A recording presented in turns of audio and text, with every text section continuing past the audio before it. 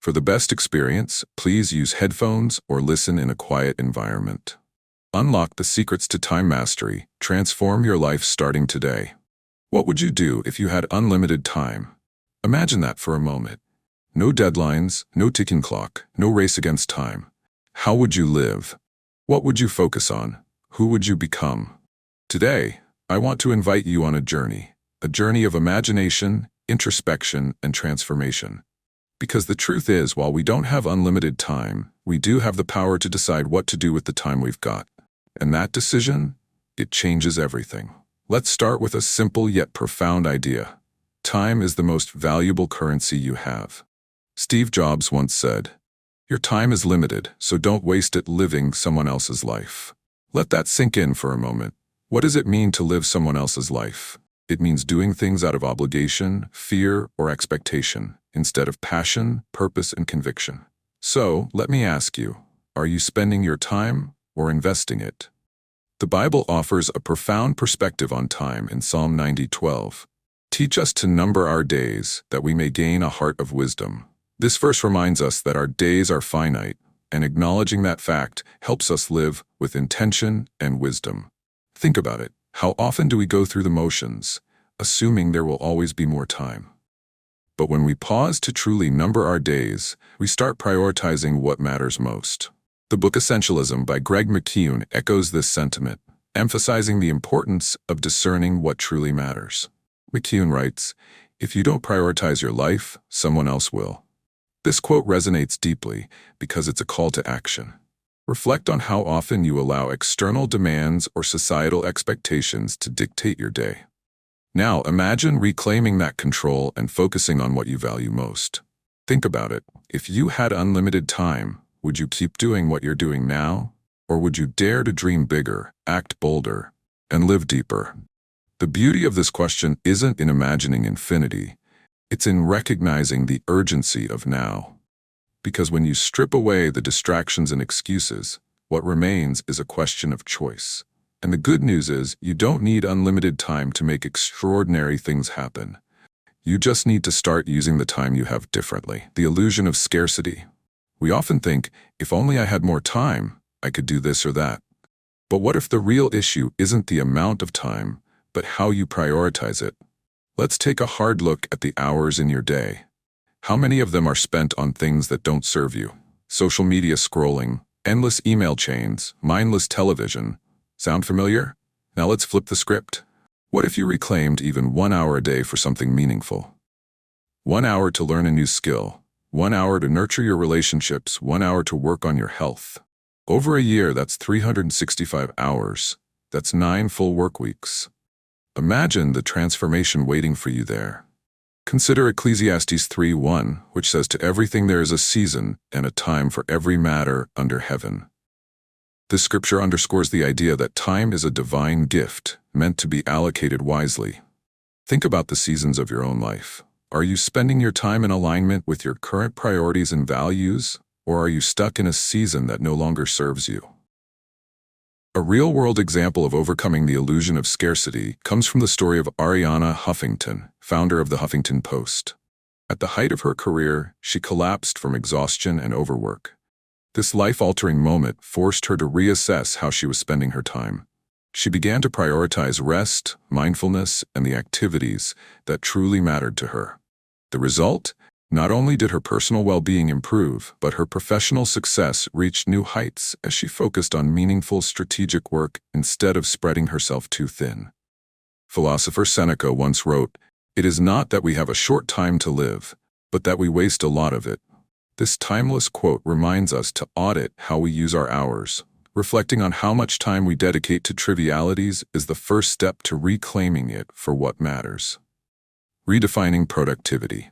Here's a crucial insight. Productivity isn't about doing more. It's about doing what matters. Peter Drucker said, "There is nothing so useless as doing efficiently that which should not be done at all." So ask yourself, are you busy or are you effective? Action item 1. Create a to-don't list. Write down the things you do out of habit or pressure but don't truly value. Then, commit to eliminating or delegating them.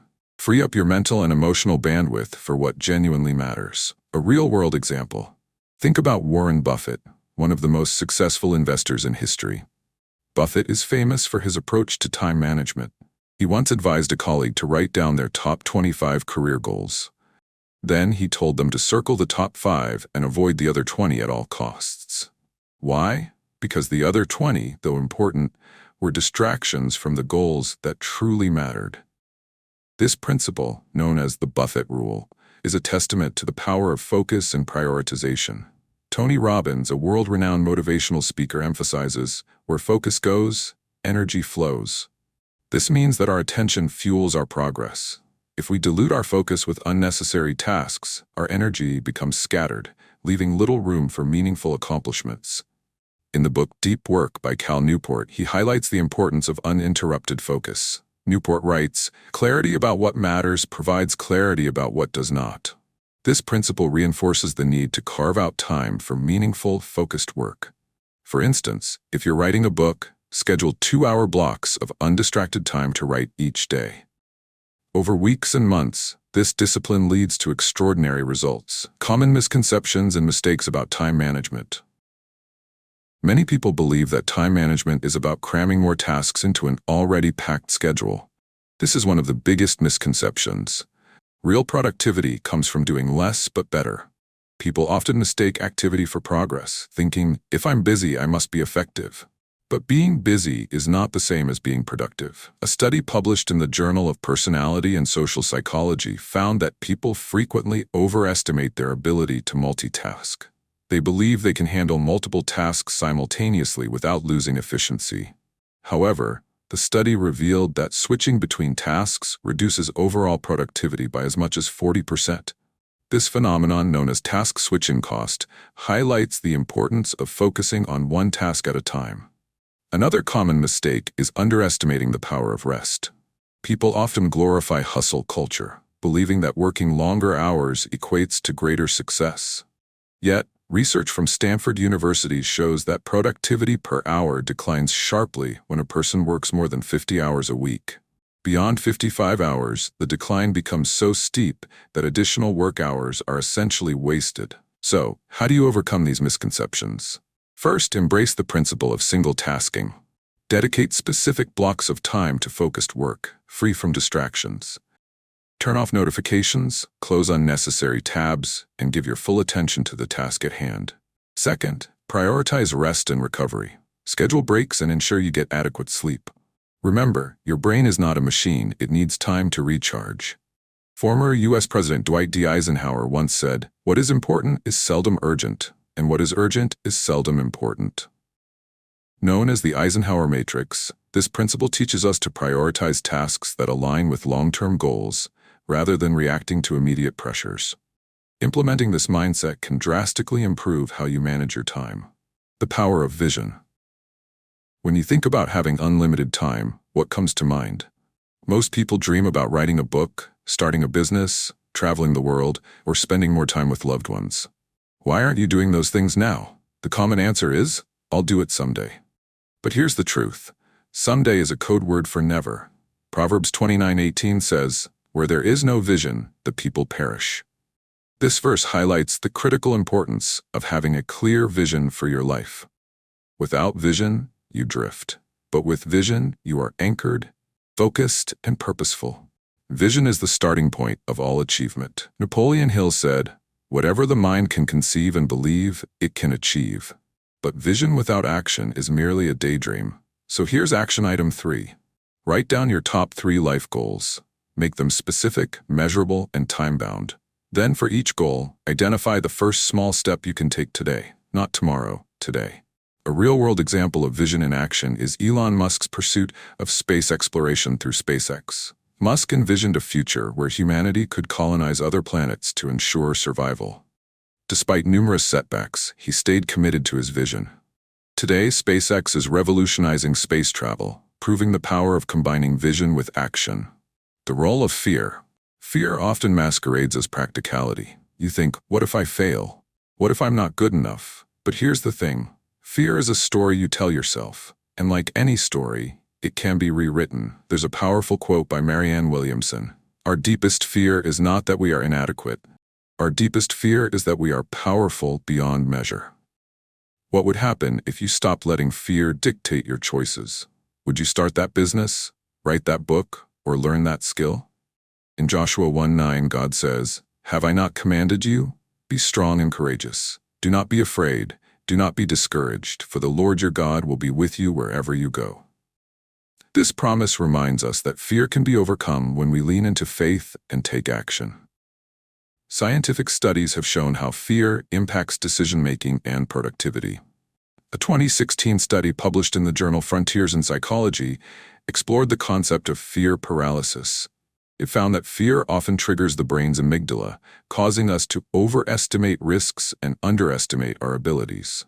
However, the study also revealed that cognitive reframing, changing how we interpret a situation, can drastically reduce fear's grip. For example, instead of seeing a public speaking opportunity as a chance to fail, frame it as a chance to share valuable insights and grow. Action item 3. Identify one fear holding you back. Then, write down the worst-case scenario. You'll likely realize it's not as catastrophic as you think. Next, write down the best-case scenario. That's your why. Use it as fuel to take action despite the fear. Building a legacy. If you had unlimited time, you'd have an infinite legacy. But since you don't, your legacy is built on what you do today. What do you want to be remembered for? What impact do you want to leave? One of the most inspiring stories I've heard is about a man named Alfred Nobel. When his brother died, a newspaper mistakenly published an obituary for Alfred himself, calling him the Merchant of Death for inventing dynamite. Horrified by how he'd be remembered, Nobel decided to dedicate his fortune to honoring achievements that benefit humanity. That's how the Nobel Prize was born. You don't need wealth or fame to build a legacy, you just need intentionality. Action item 4. Write your own obituary, not the one you'd get if you stayed on autopilot, but the one you want. Let it guide your actions from this day forward. Time and relationships. At the end of the day, it's not about how much you accomplish, it's about who you share it with. A Harvard study spanning 80 years found that the quality of your relationships is the single biggest predictor of happiness and health. So, let me ask you, are you investing enough time in the people who matter most? When was the last time you had a deep conversation, expressed gratitude, or simply shared a laugh? Action item 5. Reach out to one person today, a friend, family member, or mentor, and tell them what they mean to you. Don't wait for the right moment. Create it. John 15 verse 13 says, "Greater love has no one than this, to lay down one's life for one's friends." While most of us may not be called to such extremes, the principle of sacrificial love and prioritizing relationships is timeless and transformative. A real-world example comes from Fred Rogers, the beloved host of Mr. Rogers' Neighborhood. Known for his genuine care and attention, Fred made a point to treat everyone he met with kindness and empathy. His legacy wasn't built on wealth or fame, but on the countless lives he touched through small, meaningful interactions. Taking control of your day. Remember this, you are the architect of your time. If you don't design your day, someone else will.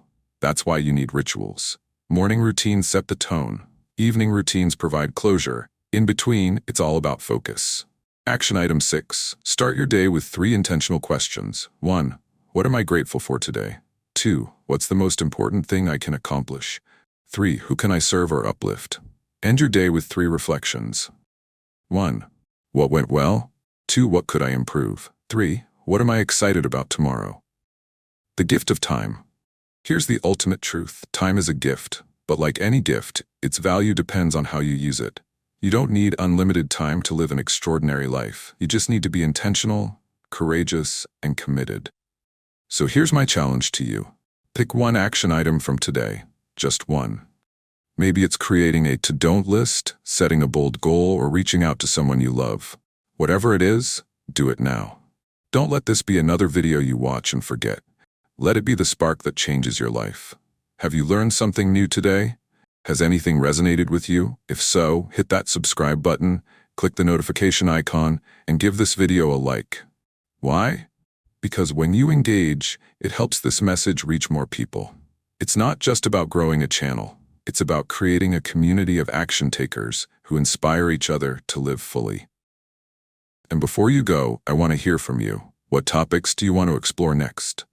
What would help you make this world a better place? Let me know in the comments below. Your ideas could spark the next life-changing conversation. Thank you for your time, and remember, it's not about having unlimited time. It's about making the time you have count. Now go out there and create something extraordinary.